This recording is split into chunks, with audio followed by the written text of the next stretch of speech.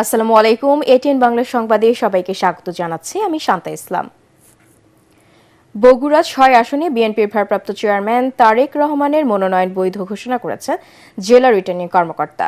জেলা প্রশাসকের কার্যালয়ে এই ঘোষণা দেন জেলা প্রশাসক ও রিটার্নিং কর্মকর্তা তৌফিকুর রহমান। প্রথমে বগুড়া ৬ আসনে প্রার্থীদের মনোনয়নপত্র যাচাই বাছাই করা হয়।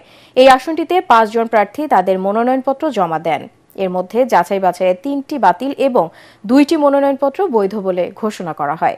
বৈধ প্রার্থী দুজন হলেন বিএনপির ভারপ্রাপ্ত চেয়ারম্যান তারেক রহমান ও জামায়াত ইসলামী আবিদুর রহমান সোহেল। ত্রয়োদশ জাতীয় সংসদ নির্বাচন ও গণভোট উপলক্ষে বগুড়ার ৭টি সংসদীয় আসনে প্রার্থীদের মনোনয়নপত্র যাচাই বাছাই চলছে। ফ্যাসিবাদের বিরুদ্ধে কিভাবে লড়াই করতে হয় তা বেগম খালেদা জিয়া শিখিয়েছেন, এমন মন্তব্য করেছেন বিএনপির সিনিয়র যুগ্ম মহাসচিব রুহুল কবির রিজভী।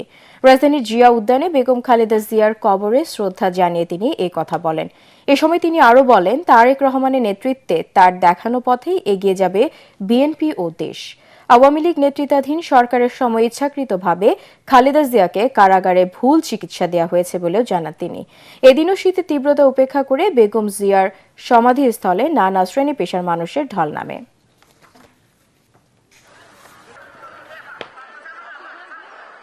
গোটা জাতি আজকে এই প্রশ্ন করছে, যে নেত্রীকে আমরা পায়ে হেঁটে কারাগারের ভিতরে যেতে দেখলাম, সেই নেত্রী হুইল চেয়ারে করে বের হলেন। সেই নেত্রী দিনের পর দিন হাসপাতালে থাকতে হলো কেন? এর মধ্যে অশুভ কারসাজি, এর মধ্যে দেশনেত্রী বেগম জিয়াকে পৃথিবী থেকে সরিয়ে দেওয়ার সকল চক্রান্ত হয়েছে।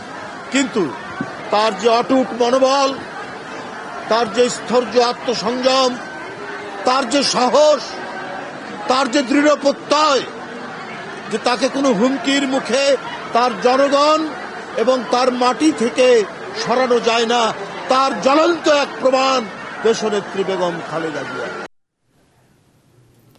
আজ থেকে শুরু হচ্ছে ৩০তম ঢাকা আন্তর্জাতিক বাণিজ্য মেলা। বাণিজ্য মন্ত্রণালয় ও ইপিবির যৌথ উদ্যোগে সকাল ১০টায় পূর্বাচলের বাংলাদেশ চায়না ফ্রেন্ডশিপ এক্সিবিশন সেন্টারে মেলার উদ্বোধন করেন বাণিজ্য উপদেষ্টা শেখ বশিরউদ্দিন। মাসব্যাপী চলা এবারের বাণিজ্য মেলায় দেশি বিদেশি ৩২৭টি প্রতিষ্ঠান অংশগ্রহণ করেছে।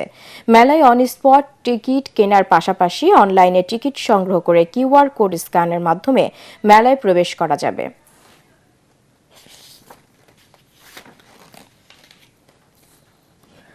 দেশ জুড়ে চলছে শীতের দাপট। হাড় কাঁপানো ঠান্ডা আর হিমেল বাতাসে জবুথবু হয়ে পড়েছে দেশের বিভিন্ন জেলার মানুষ।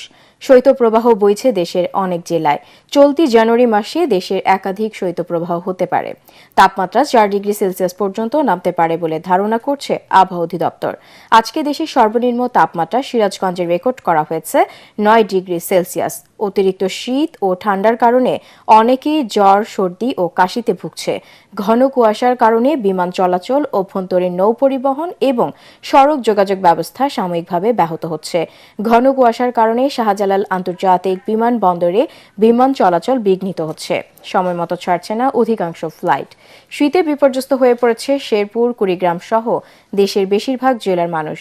এদিকে সকাল থেকেই ঘন কুয়াশায় চাদরে ঢাকা পড়ে আছে রাজধানী।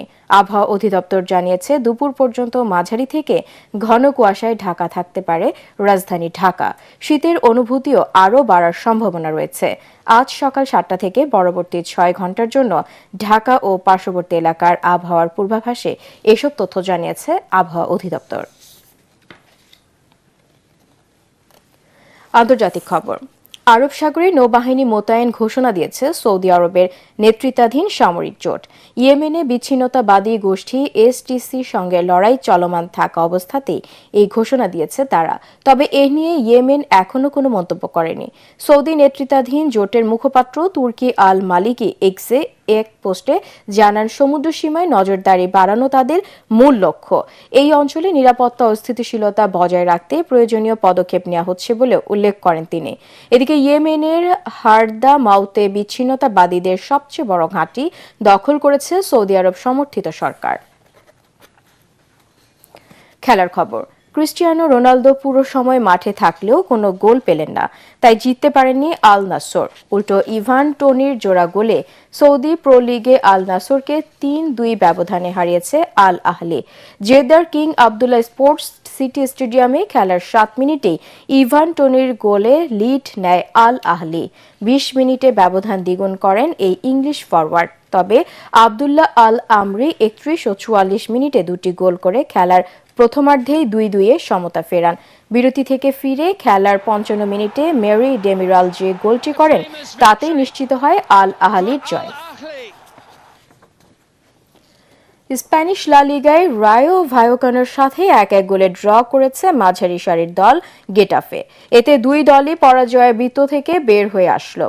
নিজেদের মাঠ স্তাদিও দি ভ্যালেকাসে খেলার প্রথমার্ধের যোগ করা সময়ে জর্জ ডি ফরুটাসের গোলে লিড নেয় রায়ো ভায়োকানো। দ্বিতীয়ার্ধে ম্যাচের সমতা ফেরানোর চেষ্টায় স্বাগতিকদের উপর চাপিয়ে খেলতে থাকে গেটাফে। অবশেষে খেলার ৯০ মিনিটে আরামবাড়ি ম্যাচে ১-১ সমতা ফেরান।